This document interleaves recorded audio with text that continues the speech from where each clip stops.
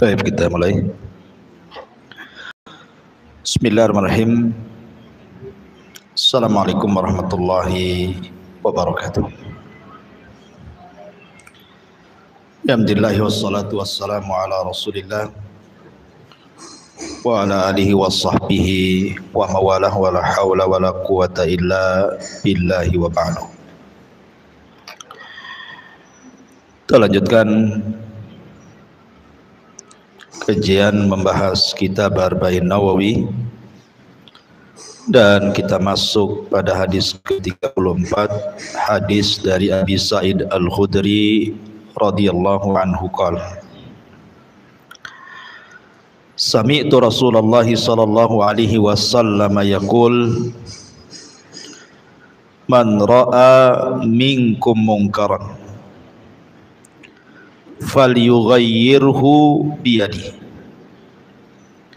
fa illam yastati' fa bilisanihi fa illam yastati' fa biqalbihi wa dzalika adhaful iman. Rawahu Muslim. Dari Said Al-Khudri radhiyallahu anhu dia mengatakan, aku mendengar Nabi sallallahu alaihi wasallam bersabda, barang siapa yang melihat sebuah kemungkaran, maka cegahlah dengan tangannya. Kalau tidak sanggup maka dengan lisannya, dan kalau tidak sanggup maka dengan hatinya, dan yang demikian itu selemah-lemahnya iman. Hadis ini dikeluarkan oleh Imam Muslim. Hadis ini dikatakan oleh Imam An-Nawawi rahimahullahu taala huwa min a'zami qawaidil Islam.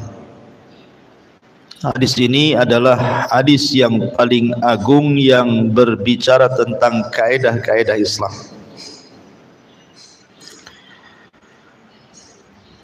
Berkata Al-Qusairi rahimahullahu taala, al-amru bil ma'rufi wan nahyu anil munkari aqwa syu'abil imani biwajhin wa ad'afuha biwajhin fataghyiruhu bil yaddi wal lisani aqwa syu'abil iman wa taghyiruhu bil qalbi ad'aful iman.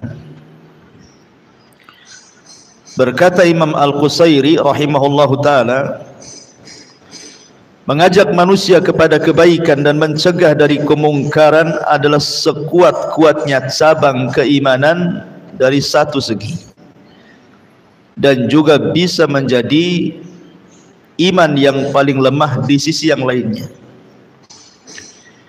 Mencegah kemungkaran dengan kekuasaan dan lisan, dengan tangan dan lisan, adalah sekuat-kuatnya cabang-cabang keimanan. Dan mencegah kemungkaran dengan hati adalah selemah-lemahnya iman. Kemudian juga berkata Al-Qadhi Iyad rahimahullahu ta'ala, hadal hadis aslun fi sifati taghyir. Hadis ini adalah menjadi dasar tentang perintah merubah sebuah kemungkaran. Baik. Ma'asyiral muslimat yang dimuliakan Allah Subhanahu wa taala, banyak pelajaran yang kita akan petik dari hadis ini. Di sini Nabi sallallahu alaihi wasallam mengatakan, barang siapa yang melihat sebuah kemungkaran. Apa itu mungkar? Sehingga harus dicegah. Ada yang mengatakan bahwa makna daripada al-munkar adalah dia adalah sebuah nama yang jami, sebuah nama yang sangat lengkap, di mana kullu ma qabbahahu syar'u wa harramahu wa karrahahu. Setiap yang dijelekkan oleh syariat atau diharamkan oleh syariat atau dimakruhkan dalam sebuah syariat, maka itu adalah sebuah kemungkaran. Apapun yang syariat ini memburukkan perbuatan itu atau mengharamkan perbuatan itu atau memakruhkan perbuatan itu, maka itu disebut mungkar. Perhatikan di permulaan hadis ini. Di sini Nabi SAW mengatakan, man ra'ah, siapa yang melihat. Berarti mencegah kemungkaran itu ada kaitan dengan melihat. Makin keras saja. Jadi kurangi aja tuh buyar jadi. Taib, saya ulangi. Man ra'a minkum mungkaran, barang siapa yang melihat. Berarti mencegah kemungkaran itu ada erat kaitan dengan melihat. Berarti mencegah kemungkaran dengan sebab mendengar tidak berlaku. Harus dilihat kemungkaran. Jadi tidak boleh hanya sekedar mendengar saja, tidak boleh. Jadi betul-betul orang yang melakukan kemungkarannya itu di depan kita, nampak oleh kedua mata kita, bukan dihabarkan orang. Umpamanya kita melihat ada orang yang mabok di depan rumah kita, jelas tuh kan, nampak dia pegang botolnya, nampak dia minum khamarnya, nampak pula dia maboknya. Berarti berlakulah hadis ini. Gambaran yang kedua, dia mabok di rumahnya, ibu bertetangga dengan dia, tapi dia mabok di kamarnya. Kemudian anaknya bercerita, bapak saya lagi mabok di kamar. Berarti kan tidak melihat, Bu, ya kan? Hanya mendengar. Berarti tidak berlaku mencegah kemungkaran. Kalau tidak melihat, harus melihat, karena Rasul mengatakan ra'a, melihat, bukan mendengar. Ya. Kecuali kalau mendengarnya itu jelas-jelas mendengar, maksudnya bukan dihabarkan orang. Umpamanya ada orang yang masuk ke masjid, kemudian ambil mic masjid, nyanyi pula dia di masjid, kita pula sebelah rumah, kan dengar tuh. Itu memang jelas-jelas mungkar, karena tidak dihabarkan orang, kita mendengar sendiri. Ya. Maka yang seperti ini juga harus dicegah lah. Gak mungkin masa mic masjid digunakan dangdutan, kan tidak mungkin. Dari sini ada larangan tajassus. Tidak boleh tajassus walaupun berdalil untuk mengingkari sebuah kemungkaran. Pamannya ibu tempelkan telinga di dinding rumah tetangga, siapa tahu ada kemungkaran di dalam, biar saya cegah gitu. Nggak boleh kayak gitu. Atau ngintip-ngintip dari jendela, dari gorden, tidak boleh. Tidak boleh tajassus. Karena Allah Subhanahu wa taala berfirman, ya ayyuhalladzina amanu jtanibu katsiran minadh-dhanni inna ba'dadh-dhanni itsmun wa la tajassasu. Hai orang-orang yang beriman, jauhilah kebanyakan prasangka, karena sesungguhnya sebagian tindakan prasangka itu dosa, dan jangan mencari-cari kesalahan orang. Jangan mencari-cari kemungkaran orang walaupun niatnya baik untuk dicegah. Emang ibu malaikat raqib atid nih. Jadi tidak boleh kita mencari keburukan orang itu. Kalaupun kita tahu keburukan kemungkaran orang itu, harus ditutup. Ya, jadi Ingat, bahkan Al-Imam Ibnu Jarir At-Tabari rahimahullahu taala, beliau mengatakan, janganlah sebagian kamu mencari-cari keburukan orang lain, dan janganlah menyelidiki rahasia orang lain untuk mencari keburukannya. Hendaklah kamu menerima urusannya yang tampak saja bagimu. Dengan yang tampak itu hendaknya kamu memuji atau mencela, bukan dengan rahasia-rahasia yang kamu tidak tahu. Jadi dilarang kita tajassus, walaupun niatnya bagus untuk dicegah kemungkarannya, karena syarat mengingkari kemungkaran harus melihat atau mendengar gitu terang-terangan, jelas-jelas dia memang, contohnya seperti tadi, tahu-tahu masuk ke masjid nyanyi pula di masjid, ibu pula rumahnya tetangga.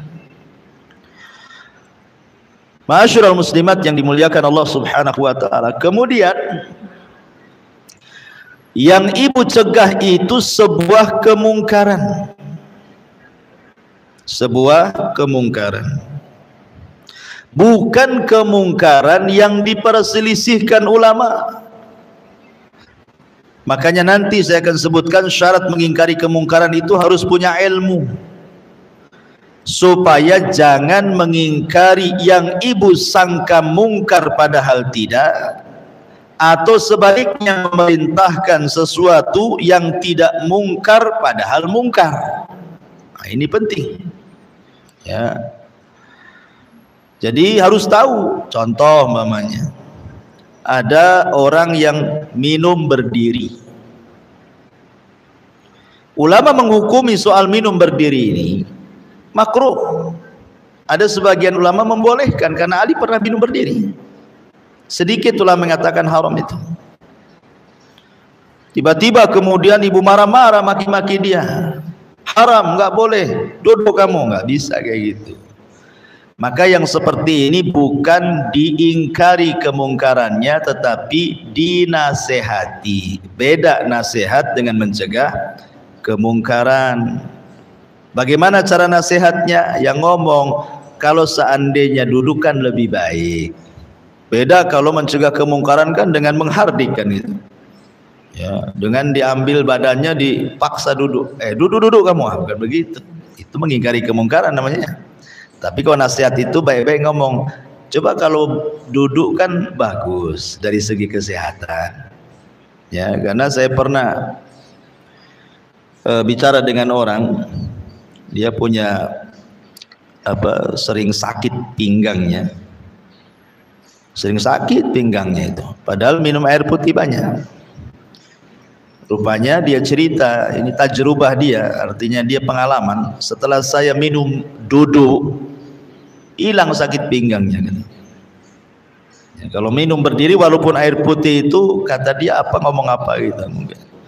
Tapi setelah saya coba duduk hilang pula sakit pinggangnya gitu. Oh, bukan berarti bukan hanya sekedar nganjurkan minum air putih saja, tetapi kalau bisa sambil duduk gitu maksudnya. Itulah baru kesehatan karena menyesuaikan dengan sunnah Nabi. Ya kan ada orang kalau ingin mungkin sakit pinggang karena tidak banyak minum air putih kan gitu ya. Bukan itu saja dianjurkan minumnya sambil duduk gitu. Karena memang seperti itu, dia cerita setelah saya minum duduk itu hilang sakit pinggangnya. Ya. Kalau tak hilang-hilang ya tak tahu lah kan. Belum jamu lah biar hilang. Baik. Adapun tentang hadis ini, pembahasan pertama tentang dalil daripada mencegah kemungkaran dari Al-Quran dan yang semakna dari hadis-hadis Nabi SAW.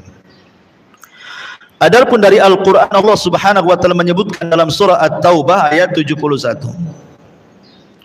Wal mu'minuna wal mu'minatu ba'duhum awliya ba'din ya'muruna bil ma'rufi wa yanhauna 'anil munkar. Orang-orang yang beriman dari kalangan laki-laki dan juga wanita, sebagian mereka mencintai sebagian yang lainnya, dan mereka memerintahkan kepada yang ma'ruf, yang baik, dan juga mencegah kepada yang mungkar. Kemudian Allah mengatakan dalam surah Ali Imran ayat 110, kuntum khaira ummatin ukhrijat lin-nasi ta'muruna bil ma'ruf wa tanhauna 'anil munkar. Kalian sebaik-baik umat yang dikeluarkan kepada manusia, memerintahkan yang ma'ruf dan mencegah dari yang munkar. Kemudian disebutkan juga dalam Ali Imran ayat 104, wal takum minkum ummatun yad'una ilal khairi wa ya'muruna bil ma'rufi wa yanhauna 'anil munkar wa ulaika humul muflihun. Hendaklah kalian menjadi umat yang menyeru manusia kepada kebaikan, memerintahkan kepada yang ma'ruf, mencegah dari yang mungkar. Merekalah orang-orang yang beruntung. Dan banyak lagi ayat-ayat dalam Al-Quran perintah agar mencegah sebuah kemungkaran. Adapun sabda Nabi SAW yang semana dengan ini, Nabi SAW pernah mengatakan dalam hadis Abi Hurairah radhiyallahu an, walladhi nafsi biyadi la yushikanna ayyang zila fikum ibnu Maryam hakaman muqsitan muqsiras salib wa yaqtulul khinzir wa yada'ul jizyata wa yufidul ma hatta la yaqbaluhu ahad. Demi zat yang jiwaku berada di tangannya, hampir-hampir Isa bin Maryam turun kepada kalian sebagai hakim yang adil. Dia mematahkan salib, membunuh babi, dan tidak ada jizyah. Maksud jizyah di sini, kalau sekarang, kalau negara Islam menyerang negara kafir, kalau tidak mau masuk Islam bayar jizyah. Tapi nanti di zaman Isa turun tidak ada, beriman atau kubunuh. Jadi Isa meletakkan jizyah. Di sini kita lihat bagaimana Isa bin Maryam di akhir zaman akan mengingkari sebuah kemungkaran, kan itu, mematahkan salib, membunuh babi, meletakkan jizyah, itu bentuk daripada ingkar sebuah kemungkaran. Kemudian juga hadis Nabi SAW kepada Ali bin Abi Thalib radhiyallahu anhu, alla tada timsalan illa tamastahu wala qabran musyrifan illa sawaitahu. Jangan kau dapati ada satu patung kecuali kau hancurkan, jangan ada kuburan yang meninggi kecuali kau ratakan, sisakan satu jengkal. Ya. Dan banyak lagi hadis-hadis tentang mengingkari sebuah kemungkaran. Intinya kalau ada yang bertanya, kenapa Islam menyuruh kita mencegah kemungkaran? Maka jawabannya satu, karena itu perintah Allah. Yang kedua, karena itu kebiasaan para nabi dan juga kebiasaan Nabi SAW. Yang ketiga, mengharap pahala Allah. Jadi ketika kita mengingkari sebuah kemungkaran itu harus ikhlas. Harus ikhlas. Makanya Allah Subhanahu wa taala berfirman dalam surah Yusuf ayat 108, "Qul hadhihi sabili ad'u ilallahi ala basirah."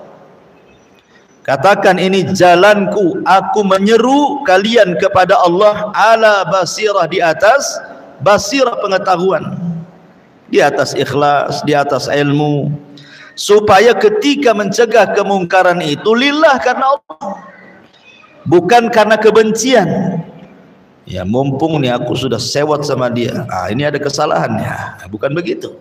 Itu bukan ikhlas, kan, aji mumpung namanya. Jadi betul-betul ketika mencegah sebuah kemungkaran itu di atas keikhlasan, maknanya mengharap pahala Allah. Ya. Mudah-mudahan dengan mengingkari sebuah kemungkaran itu dapat pahala. Kemudian yang keempat, diniatkan untuk sebuah kebaikan. Karena bagaimanapun mengingkari sebuah kemungkaran itu bagian daripada nasihat secara umum. Artinya bahwa ketika kita mencegah kemungkaran itu menghendaki orang itu berubah. Ya. Bukan hanya kita marah-marah saja. Karena belum tentu kita marah-marah sama orang yang kita mari dia berubah. Ya. Kalau tidak berubah, ngapain mengingkari sebuah kemungkaran? Karena Allah mengatakan, fadzakir inna fa'ati dzikra. Berikan peringatan, kalau dengan memberikan peringatan ada manfaatnya. Kalau nggak ada manfaatnya buat apa? Ya. Makanya dilihat maslahat madaratnya itu. Taib. Ma'asyiral muslimat yang dimuliakan Allah Subhanahu wa taala. Adapun secara umum kaidah melarang sebuah kemungkaran itu. Satu, harus betul-betul yang diingkari adalah perkara mungkar. Tadi saya sudah jelaskan di awal. Dan itu ada tingkatannya. Ada tingkatannya. Dia melakukan kemungkaran itu tingkatannya sampai mana? Ya. Contoh nih, Nabi SAW membuat dua permisalan. Saya contohkan dua permisalan. Pertama, Nabi SAW pernah marah kepada sahabat yang minta dibuatkan pohon untuk dijadikan tabarruk saat perang Hunain. Rasul lewat, rupanya ada pohon bidara. Pohon bidara itu di masa jahiliyah biasa digunakan orang jahiliyah untuk diambil berkahnya. Dan mereka biasa kalau sebelum perang meletakkan pedangnya di situ supaya dapat berkah dari pohon itu. Jadi sahabat kemudian ngomong sama Nabi, Rasul, buatkanlah pohon kayak itu katanya, supaya kita bisa meletakkan pedang-pedang kita ngambil berkah katanya. Ya, Nabi marah lah, ini kemungkaran dan tarafnya sudah sampai kepada kesyirikan. Makanya Nabi SAW marah dengan muka merah dan mengatakan Allahu Akbar, kata Rasul. Allahu Akbar, ucapan kalian seperti Bani Israel saja katanya, yang mengucapkan kepada Musa, ij'al lana ilahan kama lahum aliyah, jadikan Tuhan yang banyak sebagaimana mereka punya Tuhan. Tidak cukup dengan Tuhan yang esa. Rasul pitam karena ini sudah babnya bab kesyirikan. Beda dengan ketika ada Arab Baduy yang kencing di masjid. Ya kan, ini kan bukan kesyirikan. Ada orang, karena masjid di zaman itu bukan kayak gini, pasir, dan dia orang Baduy, orang jahil, tidak tahu. Tahu-tahu masuk masjid kencing pula di masjid. Sahabat marah semuanya. Ya, bagaimanapun ini penghinaan kepada masjid. Tapi Nabi SAW mengatakan, da'uhu, tinggalkan dia, serahkan kepadaku. Sambil senyum Nabi SAW menunggu dia selesai kencing. Setelah selesai kencing, Rasul ngasih timba, tolong ambil siram tuh bekas kencing. Kemudian dipanggil lagi, masjid ini tempat sholat, baca Quran, tempat zikir. Maksudnya bukan tempat kencing di sini. Lihat, Rasul tidak mengingkari kemungkaran, tapi memberikan nasihat. Yang satu ingkar kemungkaran, yang satu nasihat kan? Karena sebuah kemungkaran itu bertingkat-tingkat. Ya, jangan semua disamakan gitu ya. Tidak boleh menyamakan sebuah kemungkaran cara mengingkarinya. Nah, pada kisah yang pertama Rasul marah emosi karena memang jelas-jelas menyenggol tauhid di sini, kesyirikan. Masa meminta pohon tabarukan gitu ya. Makanya Rasul emosi kan. Tapi ketika ada orang Arab jahil yang kencing di masjid, Rasul tenang-tenang saja, bahkan menampakkan keakhlakannya, kemudian menasihati. Saking indahnya akhlak Rasul, Arab Baduy ini mendoakan, Allahumma arhamni wa Muhammadan wa la tarham minhum ahada. Ya Allah, rahmati aku dan Muhammad saja, yang melotot-melotot kepadaku jangan, gitu. Ya kan? Nah, contohnya seperti itu. Ya, jadi harus ada tingkatan-tingkatan saat melarang sebuah kemungkaran itu. Jadi ada yang cukup dengan nasihat saja, ada yang cukup dengan ya tekanan, menekan dia. Ya nantilah akan sebutkan tingkatan-tingkatannya. Ya. Taib, jadi mengingkari kemungkaran harus jelas-jelas dia sebuah kemungkaran. Contoh nih, ada orang sholat tidak pakai sutra. Sholat tidak pakai sutra. Jangan kemudian tiba-tiba langsung ambil tangannya, lagi sholat kan itu. Pakai sutra, ya orang lagi sholat, ya apa enggak pusing dia, ya kan? Nunggu dia selesai sholat. Itu pun tidak mencegah kemungkaran. Kenapa? Karena sholat menghadap sutra itu pendapat yang kuat, sunnah muakkad. Ya kan? Bukan sebuah kemungkaran, karena diperselisihkan ulama masalah ini kan. Berarti cukuplah nanti habis sholat dikasih tahu, coba kalau pakai sutra kan bagus, kan enak gitu ya nasihatnya. Ya, jadi Ya itulah makanya penting mengetahui kemungkaran itu seperti apa. Jangan mengingkari sebuah kemungkaran ternyata bukan mungkar, atau memerintahkan sesuatu yang tidak mungkar padahal itu mungkar. Jadi harus jelas-jelas yang diingkari adalah kemungkaran. Ya. Yang kedua, diingkari kemungkaran itu kalau dilakukan sekarang dan dilihat. Kalau dia melakukan kemungkarannya kemarin, ya enggak, apa yang mau diingkari? Pamannya dia maboknya kemarin, kemudian cerita sama ibu, itu enggak bisa mengingkari kemungkaran, cukup dinasihati namanya. Tapi harus nampak gitu ya. Sekarang dia melakukan kemungkarannya, itulah mengingkari kemungkaran artinya. Karena nampak, syaratnya kan harus melihat. Man ro'a, siapa yang melihat? Ya, kalau kemarin dia melakukan kemungkarannya, apa yang mau diingkari? Udah selesai kemungkarannya. Ya. Ini yang kedua. Yang ketiga, maslahatnya jelas. Maslahatnya jelas. Karena orang yang mengingkari kemungkaran itu ada 4 kondisi, Bu. Ketika seseorang mengingkari sebuah kemungkaran, itu ada 4 kondisi. Kondisi yang pertama, boleh jadi dia kemudian berhenti, yang tadinya jahat kemudian jadi baik. Ini satu.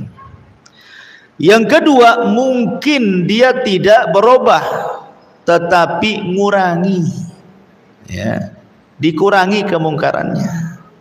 Adalah perubahan, tapi tidak semua berubah gitu ya. Ini yang kedua. Yang ketiga, dicegah satu mungkar yang ini, ganti pula dengan mungkar yang sama yang lainnya.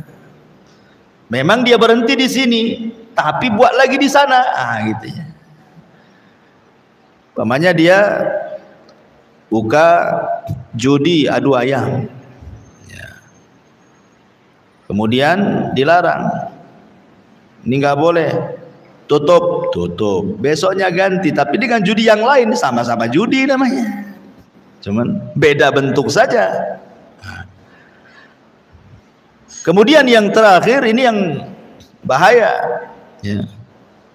Mencegah sebuah kemungkaran kepada orang yang melakukan kemungkaran, tiba-tiba dia bukannya dengar, malah sengaja membuat kemungkaran yang lebih besar daripada itu, karena sewot sama kita mamanya kan. Kan ada orang kayak gitu ya. Dinasihati bukannya berhenti, malah makin parah. Nah, ini harus lihat.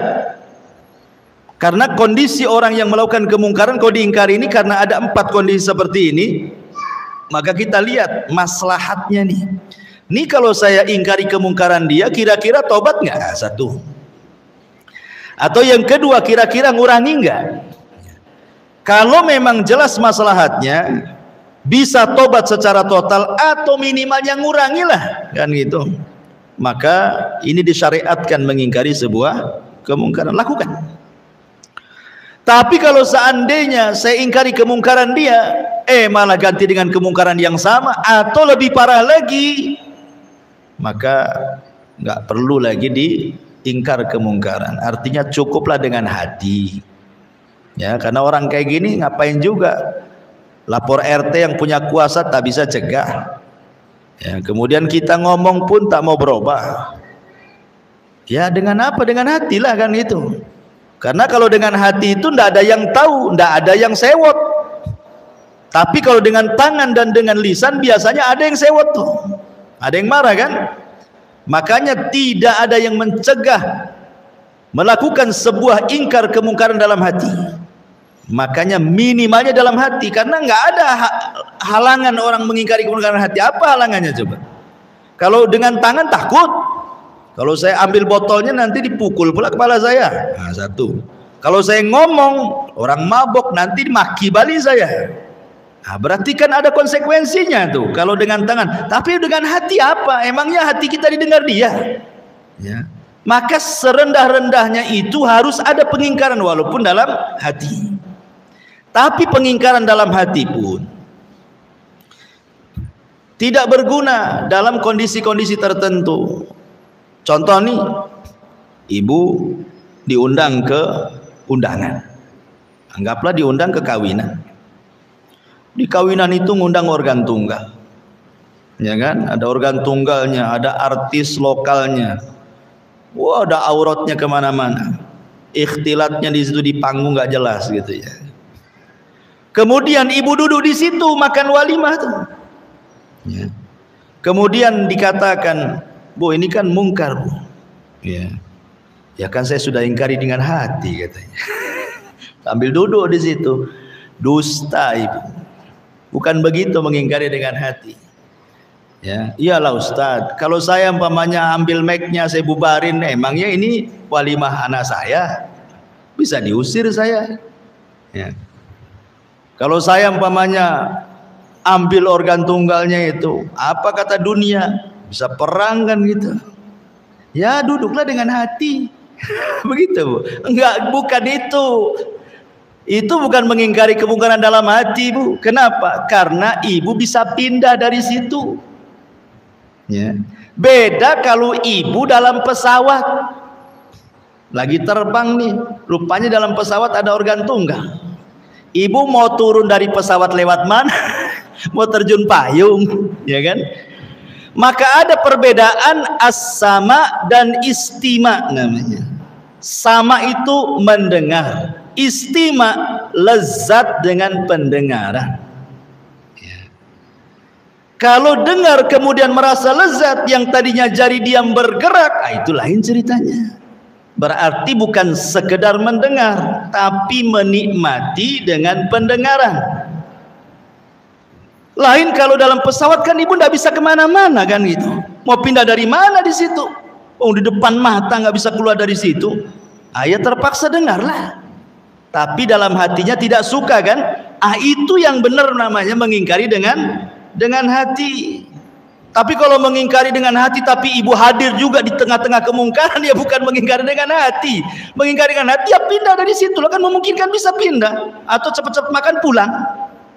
Kan begitu maksudnya ya, harus dibedakan tuh. Ya. Jadi ini penting pembedaan-pembedaan seperti ini supaya jelas gitu. Seperti apa mengingkari dengan hati itu. Ya. Baik. Kemudian yang nomor 4, bahwa mencegah kemungkaran itu selain daripada maslahatnya jelas, ada manfaatnya. Manfaatnya jelas juga, bukan maslahatnya saja, manfaatnya jelas. Kalau tidak ada manfaatnya nggak usah, cukup dengan hati saja. Karena disebutkan oleh para ulama bahwa ada orang-orang itu yang a'anzartahum am lam tunzirhum la yu'minun. Ibu kasih peringatan ataupun tidak, memang dia degil tak mau beriman. Lalu apa manfaatnya? Ngapain saya datang ke dia, saya nasihati? Nggak ada manfaatnya. Ya. Jadi jelas mengingkari sebuah kemungkaran harus ada manfaatnya. Kalau nggak ada, cukuplah dengan hati. Doakan saja, mudah-mudahan dapat hidayah. Selesai. Ya kan? Taib. Kemudian ayyakuna ingkarul munkar bil yaddi sirran. Kalau memang dengan tangan kita, dengan kekuasaan kita, ya, maka lakukan secara sirran, secara sembunyi-sembunyi. Idza kana sahibul munkar mustatiran laisa mu'linan. Kalau yang melakukan kemungkaran itu diam-diam dan tidak terang-terangan. Ya.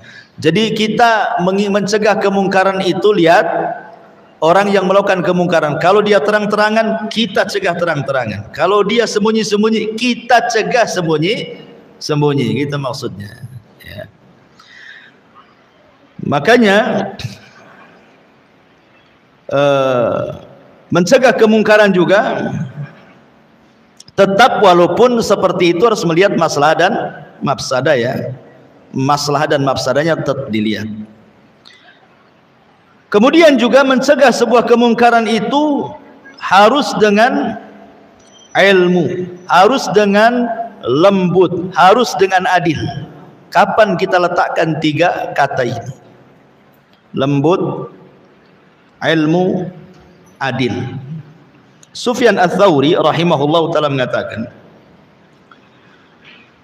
beliau mengatakan La ya'mur bil ma'ruf wa yanha 'anil munkar illa man kana fihi hisali thalathin. Tidak boleh ibu menyuruh manusia kepada kebaikan, mencegah kemungkaran, kecuali ibu punya 3 sifat. Sifat tadi yang saya sebutkan. Kata Sufyan Ats-Tsauri rahimahullahu taala, rifqun bima ya'mur. Lembut saat memerintahkan kebaikan. Rafiqun bima yanha. Ketiga, mencegah kemungkaran, anggap dia kawan kita. Kemudian yang ketiga, adlun bima yanha. Harus adil dengan apa yang ibu larang itu, karena dosa itu bertingkat-tingkat.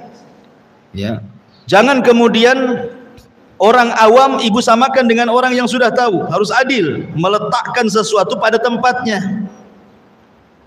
Umpamanya ada tetangga tak pakai jilbab, adik ibu nggak pakai jilbab juga, sama-sama nggak pakai jilbab tuh, tapi kan beda posisi. Ini adik saya, itu tetangga saya. Dibedakan cara mengingkari sebuah kemungkaran. Harus adil. Adil itu meletakkan sesuatu pada tempatnya kan. Ini adik saya, harus keras saya. Tetangga tak bisalah keras. Besok tak salam tak kalam, tak mau lagi antar rendang ke rumah. Agak masalah jadinya kan. Jadi lihat, keadilan dalam mencegah itu harus ada, memposisikan kemungkarannya seperti apa, pelakunya siapa, itu ya, supaya adil. Ya, berarti ini sudah 3 ya. Pertama, kalau dalam menyuruh kepada kebaikan harus lembut. Kemudian kalau mencegah kemungkaran, 2, Rafiq. Rafiq itu anggap dia teman, jangan anggap musuh. Ya, karena orang mencegah kemungkaran kalau dianggap musuh, wah itu nggak kekontrol kita ngomongnya tuh. Ya. Tapi kalau anggap teman kita dia, tentu kan akan terkontrol caranya kan. Kemudian adil, meletakkan sesuatu pada tempatnya. Yang lebih penting lagi adalah alimun bima ya'mur wa alimun bima yanha. Dia tahu apa yang diperintahkan, dia tahu apa yang dilarang. Harus punya ilmu. Ya, kira-kira dengan pengetahuan ibu ini baik, tahu saya dalilnya, perintahkan. Dengan pengetahuan ibu berdasarkan dalil-dalil ini jelas-jelas mungkar, berdasarkan Quran Sunnah, kesepakatan para ulama, tidak ada khilaf. Nah, itu makanya penting supaya tadi jangan salah mengingkari sebuah kemungkaran. Rupanya bukan kemungkaran, ibu yang tak paham soal itu. Ya, itu juga penting juga. Taib, saya contohkan. Beberapa contoh disebutkan di sini. Contoh umpamanya, seorang laki-laki melihat atau seseorang atau ibu melihat sebuah kemungkaran di salah satu rumah tetangga. Di salah satu rumah tetangga, entah kemungkaran apa sajalah, jelas itu kemungkarannya. Maksudnya anggap dia berzina, minum khamar, jelas nggak ada perselisihan ulama kan ya. Tapi di rumah tetangga ya. Maka bagaimana caranya mengingkari sebuah kemungkaran? Maka yang seperti ini, kalau dia tidak terang-terangan, berarti bukan hak ibu mencegah kemungkaran. Lain kalau nampak tuh pintunya, jendelanya terbuka, pintunya dibuka, nampak dia berzina, nampak dia minum khamar, nampak dia melakukan maksiat di dalam, ibu lewat nampak gitu kan. Maka di situ ada maratib kan. Ya. Pertama biliat, ibu punya kekuasaan nggak tuh di komplek di situ? Oh, nggak bisa, berarti ibu lapor RT. Ya. Cari yang punya kekuasaan di situ. Pak RT, masalah tuh rumah itu. Ya. Kenapa? Mabok-mabokan tuh, saya nampak tuh. Kalau nggak yakin sanalah tengok. Nah. Itu botolnya berjejer tuh 100 botol lebih tuh. Tak botol kecap, tak botol apa, pokoknya nampaklah botolnya di situ. Akhirnya kemudian RT-nya turun tangan. Lah itu namanya mengingkari kemungkaran dengan kekuasaan. Berarti yang berkuasa di situ. Tapi kalau ibu tidak berkuasa, jangan coba-coba, nanti masalah kan gitu ya. Karena itu tidak bisa dirubah kecuali dengan kekuasaan. Kecuali kalau memang di rumah itu saudara, nggak apa-apa, ibu punya kuasa di situ dan kita sebagai orang tuanya di situ. Bisalah, karena itu ponakan sepupu, bisalah kita cegah dengan kekuasaan kan. Kita banting-banting, kita buanglah botolnya ke tong sampah. Tapi kalau tidak bisa, maka dengan lisan, nasihat. Tidak bisa dengan hati. Dari sini kata para ulama mengatakan bahwa dalam sebuah nasihat juga ada tadarruj sifatnya. Makanya dalam rumah tangga ketika ibu bermasalah, anggaplah selingkuh nusyuz, suami pun tidak langsung mencerai kan. Ada namanya tahap nasihat, kemudian ada tahap namanya hijar gitu ya, nggak mau tidur sama ibu. Ada tahap memukul, itu kan ada tahap-tahapannya di situ. Maka mengingkari kemungkaran pun sama seperti itu, ada tahap-tahapannya ya. Boleh jadi yang melakukannya jahil, tidak tahu ya, ataupun dia tahu tapi lupa, ataupun sengaja, itu kan kita harus paham juga. Baik, ma'asyiral muslimat yang dimuliakan Allah Azza wa Jalla. Adapun beberapa tahapan yang disebutkan para ulama ketika mencegah sebuah kemungkaran. Kalau seandainya orang yang melakukan kemungkaran itu orang jahil, tidak paham, maka kewajiban ibu at-tanbih wa tadzkir, cukup memperingatkan, mengingatkan dan memperingatkan. Karena orang jahil ini namanya orang jahil, dia tidak tahu itu mungkar disangka tidak mungkar. Orang jahil. Umpamanya ada orang baru masuk Islam, dia tidak tahu hukum puasa di bulan Ramadan, nyantai aja dia minum depan ibu kan, itu namanya orang jahil ya kan, baru masuk Islam. Berarti tugas ibu tanbih, ngasih tahu, tadzkir, ngasih peringatan, nggak boleh loh Islam itu kan, kamu sudah masuk Islam, nggak boleh kayak gitu. Jadi dengan lembut. Kemudian yang kedua, an-nahyu bil wa'di. Setelah ibu ngasih peringatan, baru mulai agak tinggi sedikit, mulai mencegah, tapi masih dengan nasihat. Mencegahnya tetap dengan nasihat. Kemudian yang ketiga, kalau tidak bisa, al-jazru wa ta'dib. Mulai agak keras tuh, larangannya mulai agak keras supaya mengajarkan adab kepada orang itu. Kemudian setelah tidak bisa juga, naik yang keempat, at-taghyiru bil yad. Nggak bisa ini harus pakai tangan nih ya. Kalau memang dia mabok ya berarti ambili botol-botolnya itu, pecahkan semuanya biar nggak diminum. Kalau tidak bisa juga gitu ya, kalau sudah dengan tangan udah dipecah-pecahkan botol minumannya juga, maka naik ke yang kelima. Boleh jadi adh-dharab, dengan cara memukul ya, tapi jangan main hakim sendiri tentunya. Baru yang terakhir, angkat ke hakim.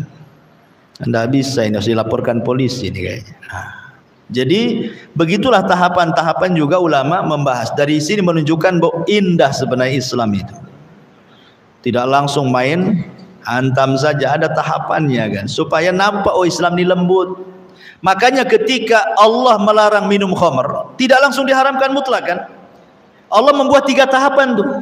Pertama, Allah ngajak berpikir khamr itu ada manfaatnya, tapi madaratnya lebih besar. Tapi orang masih dibiarkan minum khamr.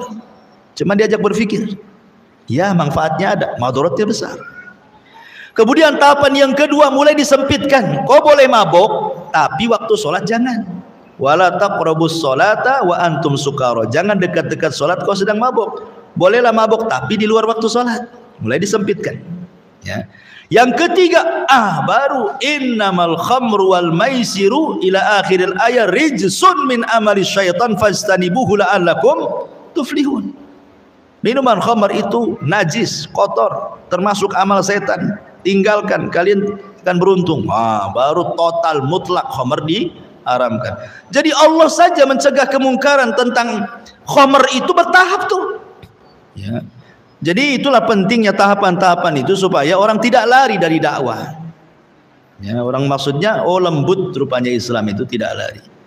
Karena maaf, banyak juga akhwat-akhwat yang baru ngaji nih biasanya kan semangat tuh Oh ini bid'ah, syirik, semua pokoknya nggak lihat orang. Sampai orang tua disesat-sesatkan. Ya.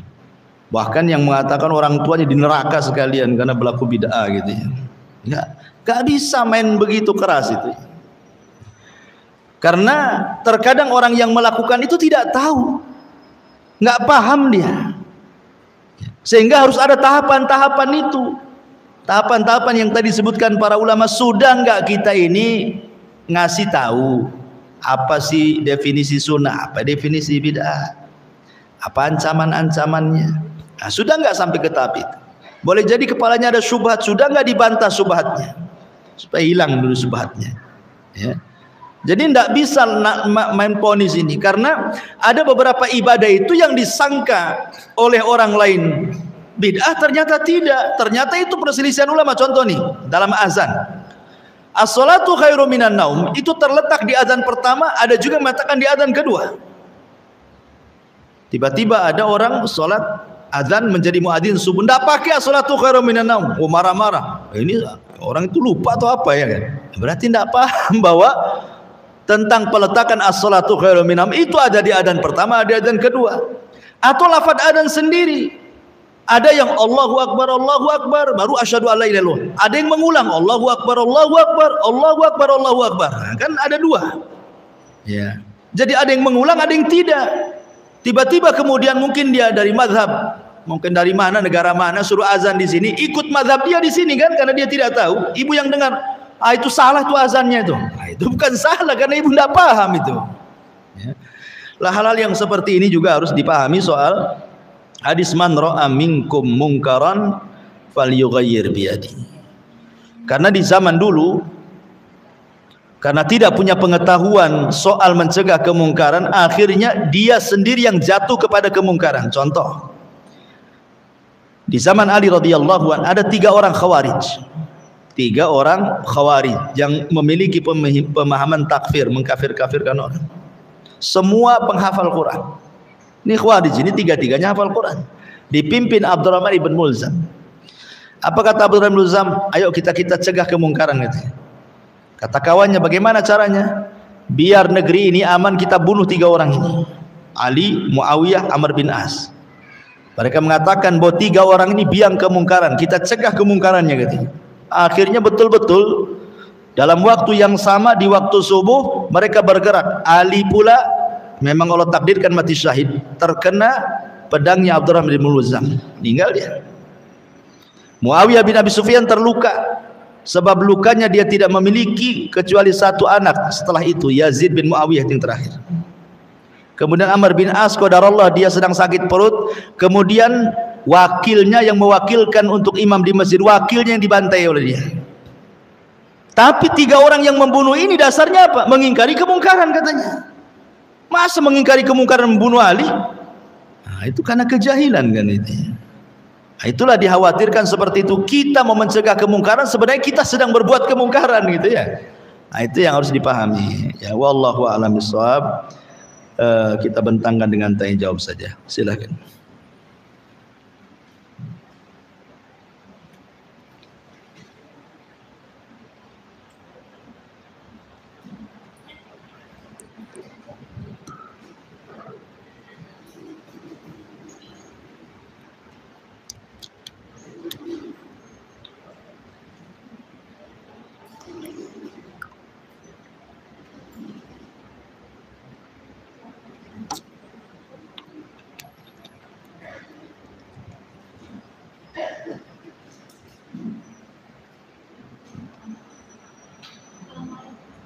Ya, waalaikumsalam.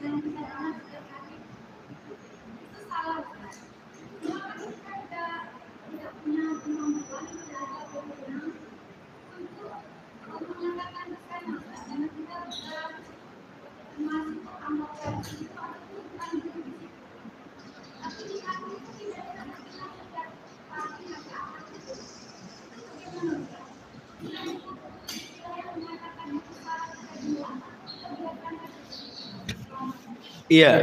Jadi sama dengan ibu melihat televisi lah tuh.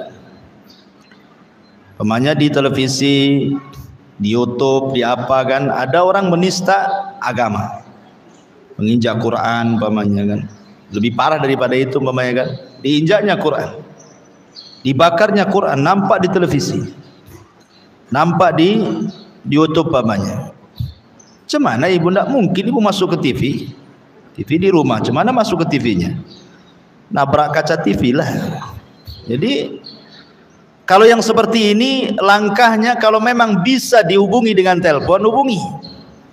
Kalau punya keberanian. Ya. Tapi kalau tidak bisa, entah di mana kejadiannya ini, ya gimana? Ya cukup ingkari dengan hati saja lah. Oh ada di TV, gimana caranya? Memang melihat kan itu ya. Tapi kan mustahil menjangkau. Maka cukup dengan hati saja. Cukup dengan hati. Kalau yang melakukannya seorang muslim ya kita ingkar dengan hati. Mudah-mudahan Allah kasih hidayah orang itu. Masa Quran diinjak pula. Nah, itu mungkin kurang lebih seperti itu. Kalau bisa dihubungi, dihubungi kan itu. Adapun orang baca Quran kemudian salah, ya kan? Mungkin tajwidnya kurang atau makhrajnya, itu bukan sebuah kemungkaran yang diharamkan, tidak. Ya. Bukan itu jatuhnya ke nasihat. Ya. Karena lisan kita ini beda dengan lisan orang Arab. Ada yang diajari makhraj itu tidak bisa-bisa. Contoh nih orang Jawa Barat. Saya orang Jawa Barat nih. Dulu waktu saya belajar ngaji itu tidak bisa bilang huruf fa, itu tidak bisa. Tapi bilang F bisa. Tapi suruh bilang fa nggak bisa, pak gitu saja. Fa'ammaman, bukan fa'ammaman gitu ya. Ada lisan-lisan susah tuh, ya kan? Ya memang lisannya sudah seperti itu. Mau dirobek lisannya, nggak bisa juga kan? Ada juga orang bilang ain nggak bisa ngain, asik ngain saja dia, ain ngain katanya. Cemana kita mau maksa dia? Ya memang seperti itu. Mau dipaksa kok nggak bisa juga kalau soal makhraj kan? Karena kita bukan orang Arab. Atau panjang pendeknya yang memang mungkin dia orang awam, bukan thalabul ilmi. Kita paksa dia sesuai dengan keinginan kita, tidak bisa. Ya mungkin nasihat, dinasehati, diajari, bukan dinasehati saja, harus diajari lah. Nah, jadi itu bukan masuk dalam mengingkari sebuah kemungkaran. Nah, tadi kan sudah jelas arti kemungkaran itu, sesuatu yang diharamkan oleh Allah dan Rasulnya, dimakruhkan oleh Allah dan Rasul, dan dia dianggap sebuah keburukan yang fatal oleh Allah dan Rasulnya. Nah, apa itu masuk pada konteks-konteks seperti ini? Ya, itu diharamkan, yang ngaji itu haram. Nggak mau ngaji lah dia akhirnya. Kenapa nggak mau ngaji? Diharamkan katanya. Sama Ummu Anu katanya. Karena saya nggak bagus bacaannya, itu sama aja ngalang-ngalangi orang ngaji kan? Nah, itu bahaya juga tuh. Nah, jadi kemungkaran yang dicegah itu bukan mengingkari kemungkaran, itu nasihat, ya, ngasih nasihat. Ya. Wallahu a'lam. Ya. Nggak bisa mic-nya tuh ya. Nggak ada baterainya. Oke, teriak aja lah.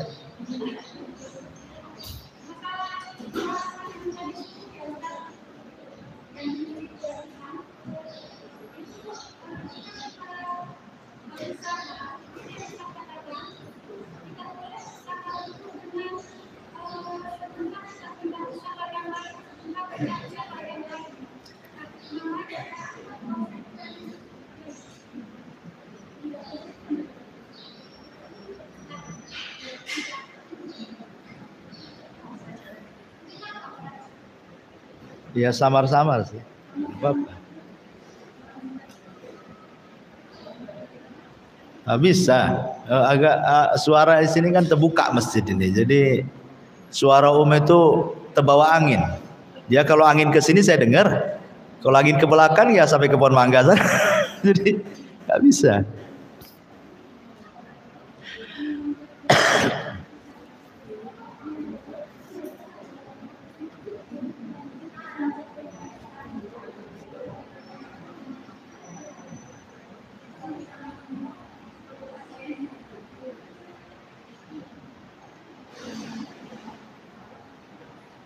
Hah? Hah? Maju. Kalau agak cempreng suaranya denger. Kalau ngebas agak susah. Ayah.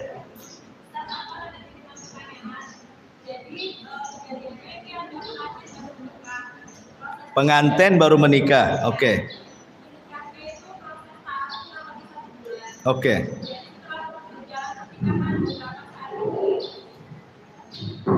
Lah, nggak dari tadi pula.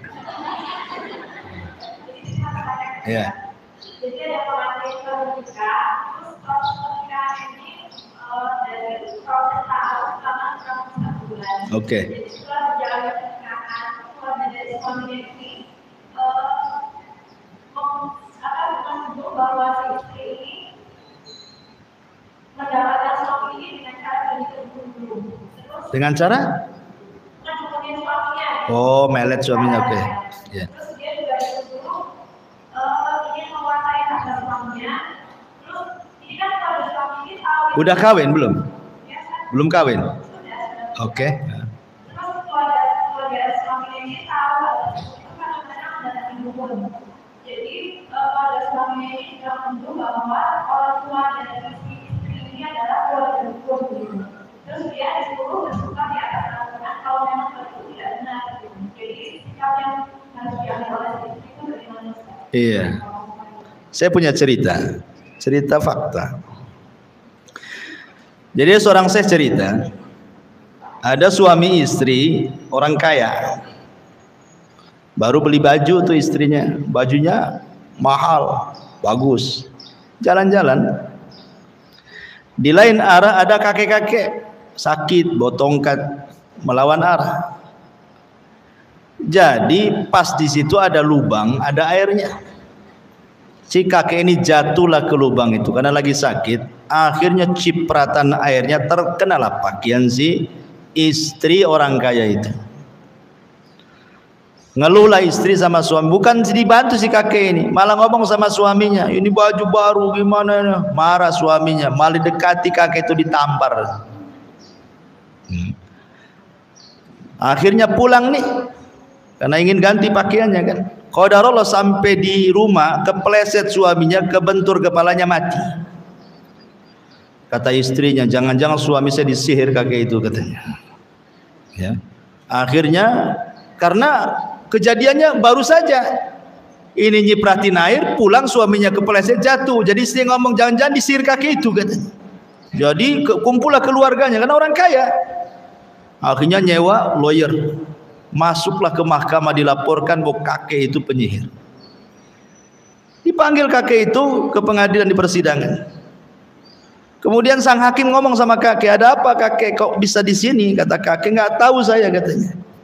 Lalu kejadian seperti apa? Saya pun tak paham katanya. Saya itu jalan, tiba-tiba ada lubang, saya masuk ke lubang itu, lagi sakit pun saya katanya kecipratlah pakaian itu. Rupanya istri yang keciprat itu ngadu sama suaminya, tiba-tiba nampar saya. Kemudian saya berdoalah, ya Allah saya ini lemah, dia itu kuat, saya tidak bisa membalas, kau aja yang balas, kata kakek itu. Jadi kata hakim sambil tertawa ngomong sama si istrinya itu, kamu ngadu sama orang yang kau cintai, suamimu, tiba-tiba gara-gara itu suamimu nampar si kakek ini. Tapi kakek ini ngadu sama Allah, Allah yang membunuh suamimu katanya. Kan itu ya. Dari sini tidak bisa orang nuduh-nuduh tuh. Apalagi cerita dukun, susah buktinya. Nggak bisa dibuktikan, susah bukti, gimana caranya? Karena ini memang namanya dukun itu dunia setan. Pasti dia akan menghancurkan rumah tangga orang. Dukunlah dunia setan. Nggak ada malaikat-malaikatnya. Dukun itu semua dunia setan. Kalau dia datang ke dukun, yang memang dukun pasti ngomong itu pakai dukun lain. Karena memang tugasnya dukun itu wakilnya setan di bumi, suruh cerai. Jadi kalau memang pakai dukun bersumpah aja lah, nggak ada masalah. Ada masalah apa? Saya nggak pernah nyihir. Apa yang mau disihir? Ya enggak apa-apa kalau itu sebagai pembuktian kalau memang dia tidak menyihir dan permintaannya seperti itu, maksudnya bukan menghinakan Quran ya, bukan suruh nginjak Quran, suruh bakar Quran, ngencingi Quran, bukan begitu. Kalau hanya pegang Quran saja ya sebenarnya walaupun seperti itu sebenarnya nggak boleh kan. Tapi kalau dengan itu memang yakin bahwa dia tidak menyihir ya lakukan saja. Karena ada maslahat yang lebih besar supaya tidak bercerai. Masalahnya setelah dia sumpah, dia harus ada perjanjian, tidak nuduh lagi. Apa setelah disumpah kemudian selesai urusannya? Kadang-kadang kalau orang dengan dukun tuh nggak akan selesai, nanti ada lagi cerita itu. Ya. Justru tuduhan-tuduhan seperti ini kalau ada pasalnya laporkan saja lah yang nuduh kan itu. Apa dukunnya dilaporkan. Masalahnya repot, nggak ada pasal perdukunan. Mau lapor dukun gimana? Itu kan dukun yang dilaporkan tuh karena dia yang bilang kan. Ya. Dukunnya yang dilaporkan tuh, nggak repot, nggak ada pasal dukun-dukun. Wallahu a'lam.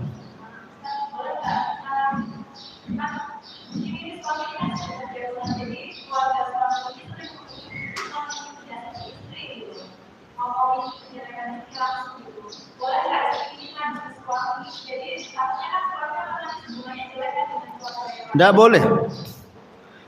Tidak boleh mengadu kepada suami dan menceritakan soal keburukan walaupun dia berbuat buruk. Ya tidak boleh. Karena itu akan memicu anak suami akan durhaka sama istrinya. Atau boleh jadi dia membela keluarganya. Nah, sabar sajalah. Makanya pentingnya itu kenapa kalau orang sudah menikah itu jauh dari orang tua.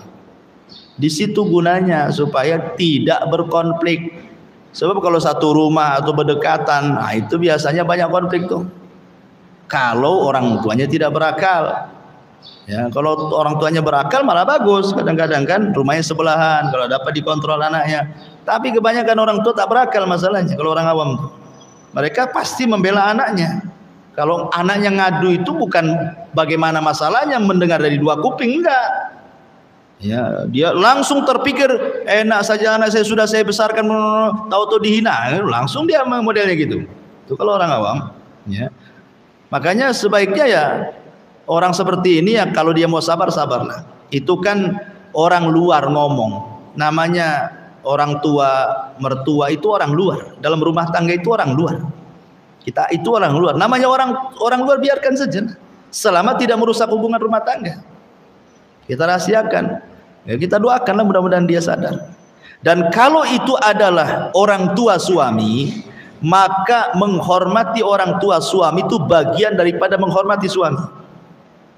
Ya. Jadi kita harus lebih menghormati lagi. Karena menghormati orang tua suami itu lebih sama dengan menghormati suami. Karena suami sendiri lebih mementingkan orang tua dibandingkan istri yang secara Islam.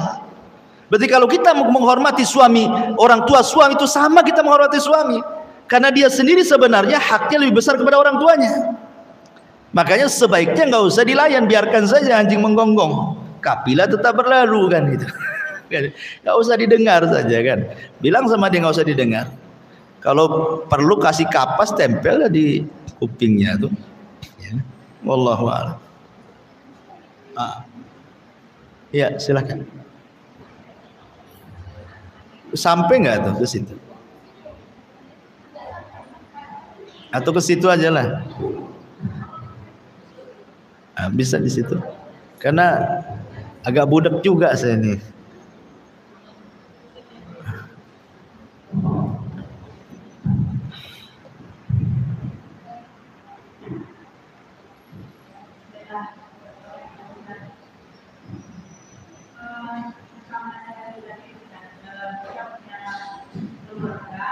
Oke.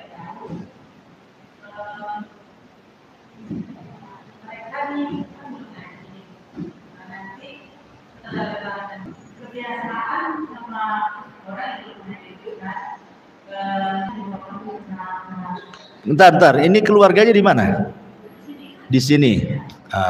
Yang ia lakukan apa?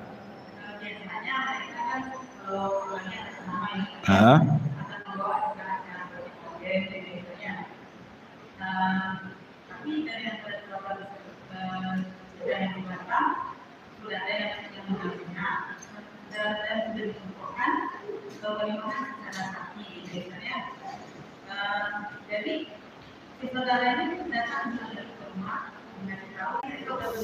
Ibu kan Om ini ngira-ngira lah. Tapi kejadian itu kalau memungkinkan nggak berapa persen kejadian tuh? Kan lu belum terjadi nih. Cuman mengira-ngira kalau dinasihati ini sebenarnya pasti terjadi, maka sebelum terjadi Om cegatkan gitu kan. Ya enggak apa-apa, itu nasihat itu namanya. Kan kemungkarannya belum ada. Syarat mengingkari kemungkaran kan harus nampak gitu kan. Dan sesuatu, jangankan yang belum terjadi, yang sudah terjadi saja tidak ada ingkar mungkar di situ. Yang ada nasihat, apalagi belum terjadi. Ya, belum terjadi itu walaupun ngomong ini 100% akan terjadi, belum tentu. Yang namanya sesuatu yang belum terjadi tidak bisa dipastikan. Cuman kan perkiraan gitu ya, bisa terjadi bisa tidak. Cuman perkiraan kita ini bisa terjadi nih karena adalah korinah tanda-tandanya. Tapi sekali lagi di sini belum ada kemungkarannya. Kemungkarannya apa yang belum terjadi? Ya, makanya cukup dinasihati saja, ngasih masukan lah. Ya enggak apa-apa. Ngasih masukan yang positif, tidak ada masalah, nasihat. Nah, itu nasihat lah maksudnya. Ya baguslah nasihat ke saudara. Kalau dia menerima ya. Kalau nggak menerima ya sudah, yang penting sudah disampaikan.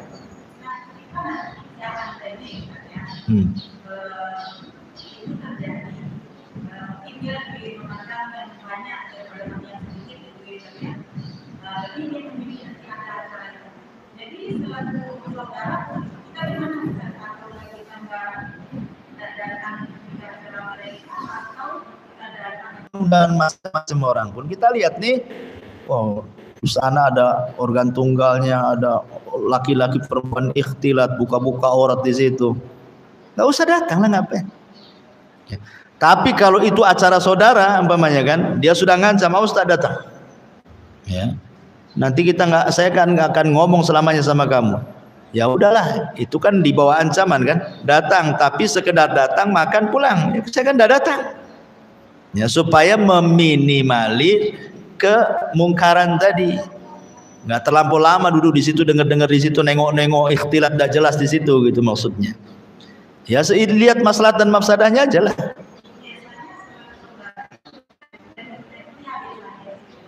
Hah? Panitia. Kalau nolak jadi panitia, ada masalah apa? Diancam? Apa hanya karena segan saja?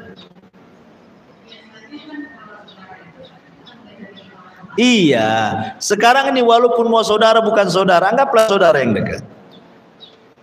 Kan ada saudara itu dia segan saja. Sebenarnya segan, bisa ditolak sebenarnya. Segan, namanya orang saudara kan gitu ya. Tapi namanya kemungkaran nggak ada istilah segan-segan. Namanya mungkar harus dijauhi kan itu. Kecuali kalau ada kerusakan, kita mencegah kemungkaran, datang kemungkaran yang lain. Ya. Kalau memang kita bisa mencegah, kalau seandainya saya tidak maulah ada acara seperti itu dan tidak ada masalah, dia sudah tahu dengan kita, ya apa masalahnya? Kecuali kalau seandainya dia sudah ngancam-ngancam, kalau nggak jadi panitia awas saja. Ya. Kamu kan saudara saya, itu udah ngancam. Nah, kalau begitu daripada ini memutus silaturahim kan lebih besar dosanya. Daripada hadir sebentar kemudian pulang atau jadi panitia sebentar kemudian balik kan gitu. Ya jadi panitia saja lah kalau ada ancaman seperti itu. Tapi kalau nggak ada, apa madaratnya? Ya. Madaratnya apa bagi kemudian kalau mamanya menghindar kemungkaran itu? Wallahu a'lam. Ya.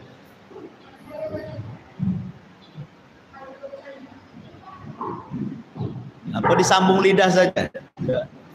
Apa langsung?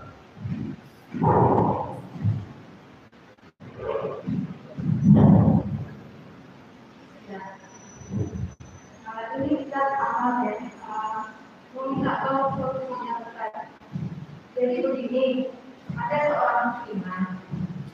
Tahun depan ini dia itu sudah 60 tahun. Siapa seniman? Muslimah. Yang saya dengar seniman. Muslimah. Udah tua. Belum nikah? Oke. Kemudian bulan kemarin ya, kira-kira minggu yang lalu ada yang mau melamar dia. Alhamdulillah. Soalnya juga dengan orang anak usia mereka itu tidak terlalu jauh lah sebenarnya. Dan kemudian jadi masalah juga, bukan masalah cuma ingin tahu jalan keluarnya. Jadi selama ini itu dia itu sebenarnya bukan anak kandung dari bapak, selama ini dia kenal. Anak angkat yang muslimahnya itu. Iya. Oke. Jadi sebenarnya ibu dia itu dulu seorang janda, kemudian menikah dengan sekarang gitu ya. Jadi itu terjadi ketika dia usianya masih sangat dari kira-kira mungkin 2 tahun lah. Dia punya saudara? Nah, ini bisa jadi selama ini juga ibu dia itu kan merantau, jadi setelah melahirkan istrinya ini merantau, kemudian kenal dengan bapaknya sekarang ini, gitu kan. Setelah apa namanya sekian tahun, 15 tahun kemudian dia baru berkumpul dengan istrinya yang sudah menikah dengan bapak yang lain, gitu kan. Oke. Nah, selama ini mereka tidak ada masalah, jadi sudah dianggap sebagai anak sendiri, kemudian adik-adiknya lahir, dan kemudian dia sudah dimasukkan ke kakak sekarang, gitu kan. Bukan maksud saya itu kan anak angkat. Dia tahu nggak keluarganya siapa? Nggak tahu. Oke, intinya kan dia hidup sebatang kara, dipungut orang. Kemudian yang mungut itu juga tidak tahu siapa keluarganya, atau tahu mungkin menyembunyikan atau apalah istilahnya kan. Jadi pertanyaannya apa? Bagaimana cara kawinnya atau apa? Nah gitu kan? Nah itu mungkinlah kesimpulannya. Iya. Ada hadis mengatakan bahwa fasultanu waliyun malla waliyalahu. Itu karena dia tidak punya wali dia. Bapak angkat bisa jadi wali. Tidak bisa jadi wali bapak angkat. Ya. Kecuali kalau anak ini diangkat kemudian disusui. Maka keluarga perempuan itu juga seandainya ada laki-laki, itu pun seandainya pun punya saudara sesusu, itu pun tidak bisa juga. Karena apa? Wali harus dari pihak bapak, bukan dari pihak ibu. Sehingga dianggap tak punya wali. Kalau tidak punya wali, kata Nabi, maka sultan atau hal ini penguasa, mungkin dalam hal ini di negeri kita ada namanya KUA, biar mereka yang menjadi wali. Jadi tidak bisa itu nikah siri. Siapa walinya nikah siri? Harus ke KUA. Ya. Nanti KUA lah yang nikahkan, selesai itu. Datang ke KUA. Sebentar, 5 menit saja jadi itu. Saya nikahkan kamu dengan mahar kaleng gelang itu kan. Dibayar tunai. Saya terima, selesai.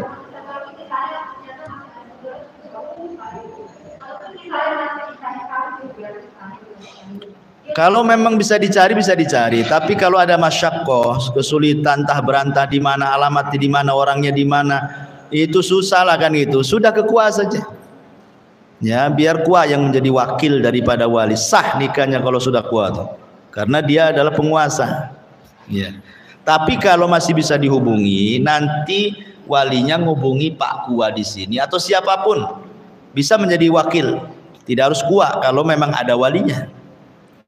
Ya. Tapi sebaiknya ke KUA karena biar resmi secara agama, resmi secara negara. Ya. Wallahu a'lam. Itu ya. Iya.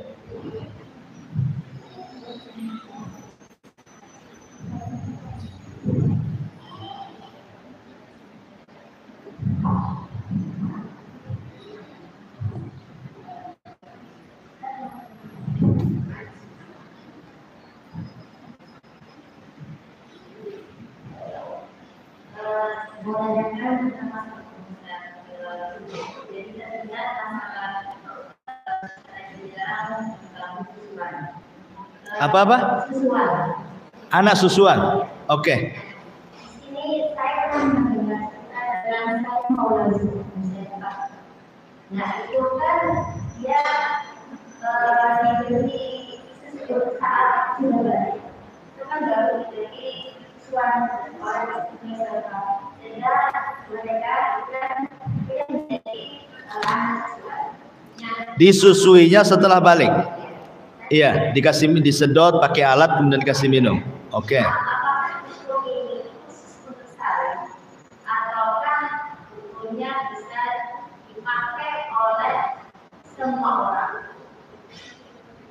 Oke. Bentar, saya cari dulu.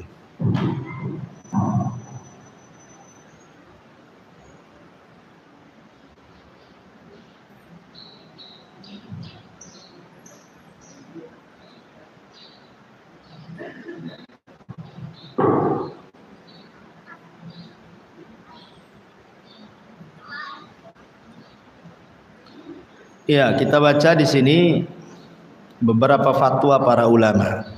Ya. Antaranya Syekh bin Baz yang mengatakan. Jadi anak itu dikatakan anak susuan dan menjadi hukum mahram.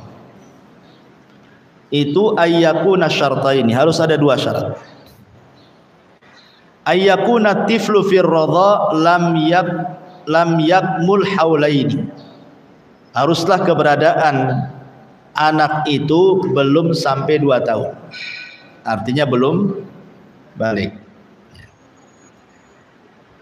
Kemudian yang kedua, antakuna radha'at khamsan la aqal. Anak susuan itu ketika disusui minimal 5 kali susuan, maksimal terserah. Tapi sekali nyusu kenyang jadi daging, sekali nyusu kenyang jadi daging. Ya. Ini pendapat beliau Syekh bin Baz rahimahullahu taala. Ya. Jadi kita tahu di sini ada syarat dikatakan anak susuan. Apakah kemudian tadi yang ibu ceritakan yang pernah terjadi di zaman para sahabat juga, bahwa ada seorang sahabat kemudian merawat anak laki-laki, akhirnya besar sudah balik, jadi risih istrinya sampai kepada Nabi. Kemudian oleh Nabi SAW disuruh disusukan padahal sudah balik kan, ya, dengan cara dimasukkan air susunya ke makanan kemudian dimakan. Jadi anak susuan. Apakah kemudian dalil ini khusus bagi kisah sahabat ini, ataukah menjadi umum? Ini yang menjadi khilaf para ulama. Ya. Tapi ada yang mengatakan bahwa hadis tentang masalah itu khusus bagi sahabat ini, tidak bisa dijadikan umum bagi anak yang sudah balik. Ini khusus hadis ini, khusus kepada sahabat itu. Wallahu a'lam ya. Sehingga ketika tidak ada jalur mahram lewat susuan, maka caranya jalur kedua dengan cara dinikahkan yang ada hubungan mahram supaya jadi mahram. Ya. Jadi begitu, dan ini juga disebutkan dalam Lajnah Daimah, ya, tentang didapati seseorang yang sudah 10 tahun belum balik, la yujad ladaihi man ya'uluhu, tidak ada orang ini yang merawatnya, kemudian mau diangkat menjadi anak susuan. Maka Lajnah Daimah mengatakan ar-radha'ul mu'tabaru ma kana fi haulaini aulaini min umri tifli. Sekali lagi beliau juga sama dengan pendapat Syekh bin Baz tadi. Jadi umur anak susuan itu harus 2 tahun. Paling maksimal, minimal ya di bawah 2 tahun kan itu ya. Baru.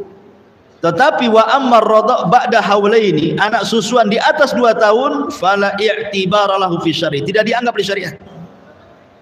Ya, tidak dianggap, artinya ya percuma walaupun dikasih susu tetap aja dia bukan mahram. Itu maksudnya. Ya. Tetapi karena dia sudah jadi anak angkat di situ, maka dia boleh satu rumah dengan cara apa? Dengan cara tetap melaksanakan adab-adab syar'i kalau sudah balik. Kalau dia sudah balik, anak perempuan, ya tetap tutup aurat karena dia bukan mahram dengan keluarganya kan. Ya, tapi dia boleh hidup satu rumah dan tidak dikatakan ikhtilat. Beda kalau umpamanya dengan perempuan yang bukan anak angkat kan nggak boleh satu rumah kan. Nah, tapi ini kan sudah diangkat dari kecil masalahnya kan. Dan diambilnya sudah umur 3 tahun, akhirnya sudah nggak ada lagi, sudah kasep bahasa kitanya, mau ini kan anak angkat pun sudah lewat 2 tahun kan itu, anak susuan, ya sudah jadi anak angkat saja. Kalau dia tidak ada tempat lain, dia nggak ada lagi tempat ke keluarganya. Ya hidup, mau hidup sama siapa lagi kalau sama-sama kita? Cuman nasihati dia. Ya, kalau dia laki-laki nasihati. Berarti orang rumahnya yang harus jaga aurat. Kalau dia perempuan ya dia yang jaga aurat gitu maksudnya. Kalau ingin jadi mahram karena tidak ada jalur pertama, pakai jalur kedua. Nikahkan siapa di antara keluarganya biar mahram. Nah, gitulah caranya. Cuma dua itu aja lah menjadikan mahram. Wallahu a'lam.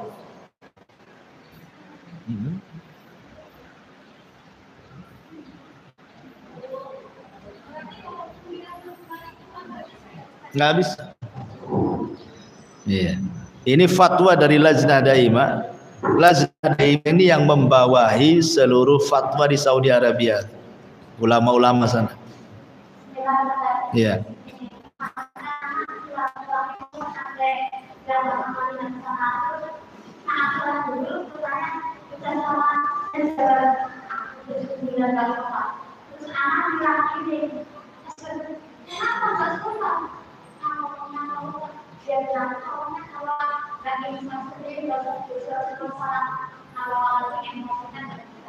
Kalau nggak insaf sendiri nggak sholat.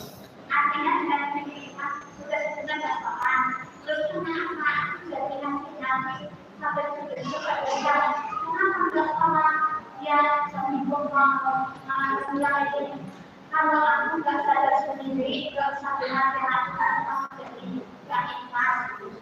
Biar saya sadar sendiri, kalau cuma orang yang nasihati siapa? Oh, oke. Iya.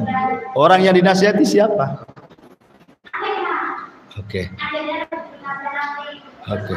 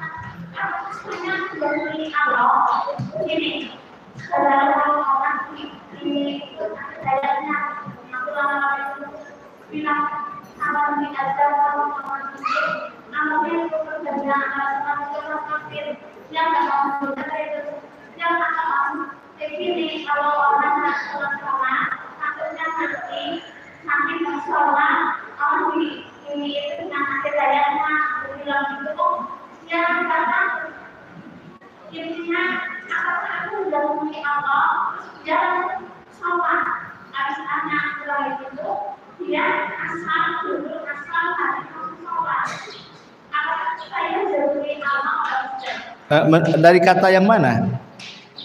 Dari kata kalau orang juga mau sholat kan terus khawatirnya nanti sama tidak ada langsung istighfar dan mau. Anak sudah kayak gitu. Gimana kalau orang nggak mau sholat nanti? Kalau mati? Nggak sholat suruh istighfar dan mau. Kalau tidak ada langsung diazab. Oke. Ya bener lah. Enggak mendahului. Itu kan ini nyampaikan hadis Nabi. Memang betul orang enggak sholat, kalau di kuburan ya diazab memang. Kan ada hadisnya. Ya. Kecuali kalau ngomong begini, kamu kalau enggak sholat, kamu bersumpah demi Allah tidak akan masuk surga, itu tak boleh. Kalau udah bawa-bawa sumpah demi Allah nggak akan masuk surga, demi Allah kau masuk neraka kekal di dalamnya, itu tak boleh. Tapi kalau hanya secara umum saja, nanti kalau nggak sholat kamu akan diazab, itu umum, nggak apa-apa, nggak ada di situ mendahului Allah. Memang harus ditakut-takuti karena dalam dakwah itu kadang-kadang dikasih kabar gembira, beramalah biar masuk surga, jangan maksiat nanti masuk neraka. Memang begitu dakwah itu. Jangan ditakut-takuti terus, jangan juga dikasih kabar menakutkan terus gitu kan, nggak ada masalah. Apalagi pas dikasih tahu dia berubah, alhamdulillah lah. Iya. Wallahu a'lam.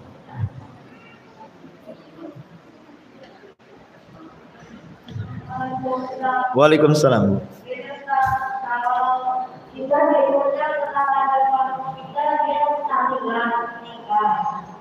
Bagaimana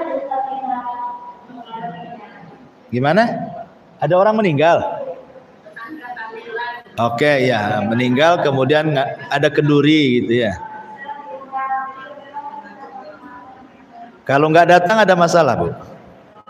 Kalau nggak datang, nggak datang ke situ, masalah nggak? Nggak masalah. Ya udahlah. Ya masalah. Bilang aja, Bu, Ibu lagi sibuk, cari alasan lah. Ada pengajian di luar gitu. Karena kita kan melihat ini mamanya ada acara kemungkaran. Kita tidak bisa merubah, tapi juga tidak bisa menjauhi. Maka kita boleh membuat kemungkaran kecil untuk menjauhi kemungkaran besar dengan cara berdusta, ya, untuk supaya menghindari kemungkaran yang lebih besar. Mungkin dusta juga nggak boleh kan gitu. Nah, cuman untuk menghindari yang lebih besar boleh berdusta. Kecuali kalau ibu mau terang-terangan, oh maaf ya, saya yang dalam keyakinan agama saya tidak boleh, tak mau saya seperti itu. Itu lebih bagus lagi, top markotop tuh. Kalau bisa, kadang-kadang nggak berani, segen. Nah, kalau segen ya sudahlah, pura-pura kemana waktu yang acara itu ya ngomong kemana ke, pura-pura silaturahim ke rumahnya siapa kan itu. Ya. Tapi jangan kemudian tak mau hadir tapi mau pula makanannya di situ. Ya. Kalau dianterin ya terima saja. Ya. Dan setiap hatta orang kafir pun, hatta walaupun orang yang musyrik sekalipun, kan tidak boleh makan dagingnya, tapi nerima saja, habis itu dibuang terserah. Karena kan sembelihan orang musyrik tidak boleh dimakan. Ya, tapi menerima hadiah terima saja supaya tidak sakit hati. Namanya orang kasih hadiah terima, tapi dibuangnya jangan depan dia pula. Nah, itu namanya ngajak perang. Ambil bawa ke rumah, nggak ada orangnya, sudahlah buang. Karena bagi kita itu tidak halal. Ya, nah, tapi kan kita menerima hadiah itu supaya senang dia, supaya nggak tersinggung saja. Ya, wallahu a'lam. Sudahlah ya, sudah 10:30. Subhanaka wa bihamdika asyhadu an la ilaha illa anta astaghfiruka wa atubu ilaik.